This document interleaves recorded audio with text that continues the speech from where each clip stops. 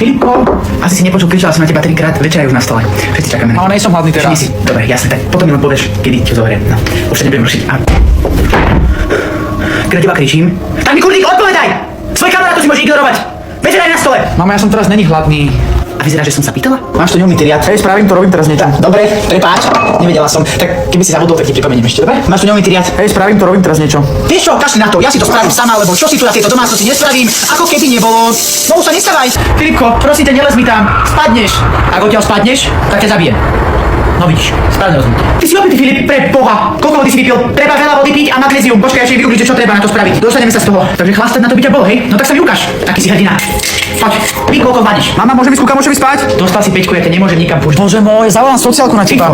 Ako to rozprávaš? Toto sme riešili aj s psychologičkou, že nemôžeš vydierať maminu. Mama, môže mi skúka, môže mi spať? Za tú pečku? No zabudni. Bože môj, zavolám sociálku na teba. Veď to by boli prázdniny. Ešte ti ich aj vytočím kľudne.